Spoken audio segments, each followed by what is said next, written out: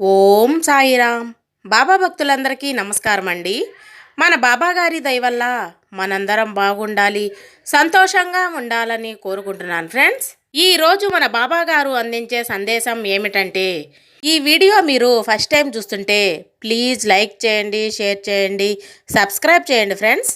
ఈరోజు వీడియో ఏమిటంటే, బిడ్డ, నిన్ను వెతుక్కుంటూ నీ సాయి తండ్రి పంపించే బహుమతి రాబోతుంది. అందులో ఏముందో వెంటనే తెలుసుకో బిడ్డా అని మన బాబాగారైతే ఈరోజు మనకి చాలా అంటే చాలా అద్భుతమైనటువంటి సందేశంతో అయితే మన ముందుకు వచ్చారండి. మరి మన బాబాగారు ఈరోజు మనకి ఎలాంటి సందేశాన్ని అందించాలి అనుకుంటున్నారో ఆయన మాటల ద్వారానే విందామా? మరి మన బాబాగారి సందేశం ఏమిటంటే, బిడ్డా, ఈ శుభవార్త నీకోసమే తీసుకువచ్చానమ్మా. నువ్వు చూసావా? ఈ బహుమతి నీకోసమే తీసుకువచ్చాను. తప్పకుండా అందుకో తల్లి. అందులో ఏముందో తెలుసుకోవాలని ఆతృతగా ఉంది కదూ బిడ్డా. నేను చెప్తాను విను. నీ కోసం ఒక అద్భుతమైనటువంటి ఒక మంచి శుభవార్తను తెచ్చానమ్మా. అవును బిడ్డా, ఈరోజు నీకు అంతా శుభమే జరగబోతుందని చెప్పడానికి చాలా ఆనందంగా నీ ముందుకు వచ్చానమ్మా. ఇప్పటి వరకు నీ జీవితంలో ఎన్నో కష్టాలు ఉన్నా, ఎన్నో సమస్యలు ఉన్నా కానీ అవన్నీ కూడా ఈ రోజుతో తొలగిపోతున్నాయి. ఆనందంగా ఉండు బిడ్డ, ధైర్యంగా ఉండు. ఈరోజు నీకొక మంచి జీవితాన్ని ఇవ్వబోతున్నాను. నువ్వు ఎదురు చూసే శుభవార్తలన్నీ కూడా ఈరోజు నిన్ను వెతుక్కుంటూ రాబోతున్నాయి. ఇది నీ సాయి మాటగా గుర్తించి తప్పకుండా జరిగే తీరుతాయమ్మా.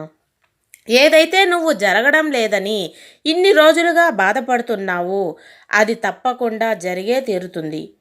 నువ్వు ఎన్నోసార్లు నా దగ్గరికి వచ్చి, బాబా, ఎన్ని ప్రయత్నాలు చేసినా, ఎంత కష్టపడ్డా కానీ నేను కోరింది నా చేతి వరకు వచ్చి జారిపోతుంది. నా ఎంతట దురదృష్టవంతురాలు ఇంకెవరైనా పుట్టారా చెప్పు? నువ్వు నాకు ఎటువంటి సహాయం చేయకపోతున్నావు తండ్రి అని నా దగ్గర బాధపడుతున్నావు కదా తల్లి. అలా ఎప్పుడూ కూడా బాధపడకమ్మా. ఈ తండ్రి ఉండగా నీకు ఎలాంటి లోటు రాదు.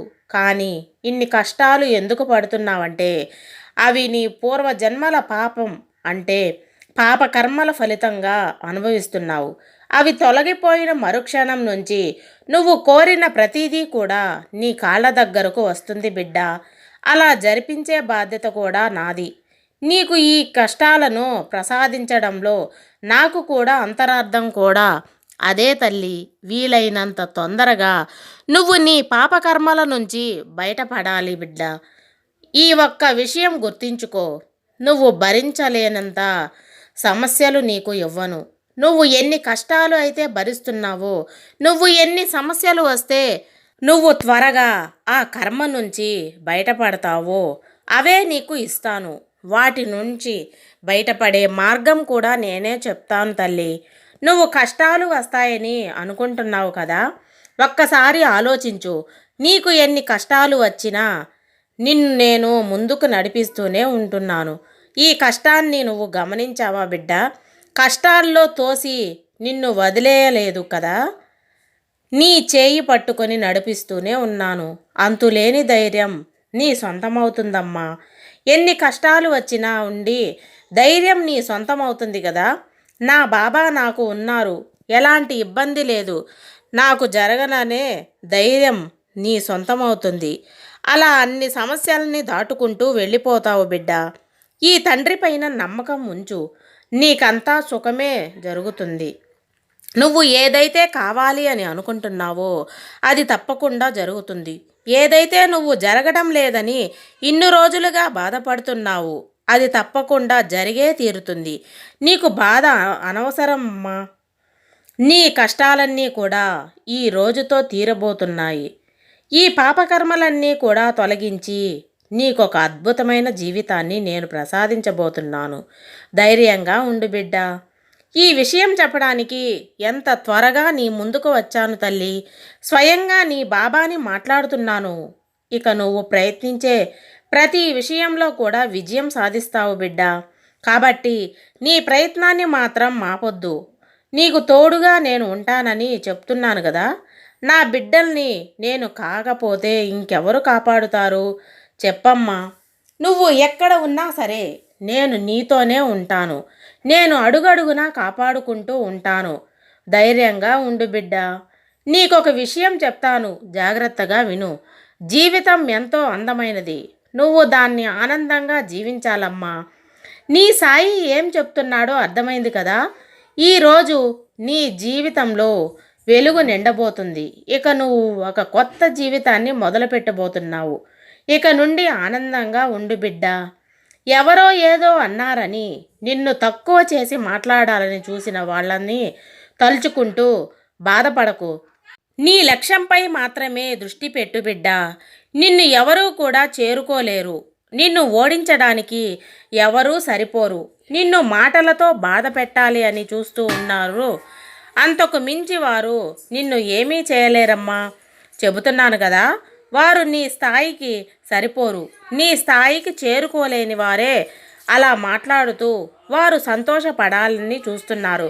కానీ బిడ్డ, నీ స్థాయికి తగిన వాళ్ళు ఏదో అన్నారని నువ్వు బాధపడటం తప్పు. నీ ప్రయత్నాన్ని నువ్వు ఇంకా చేస్తూ ఇంకా విజయాలు సాధించాలి అంటూనే ఉంటున్నావు.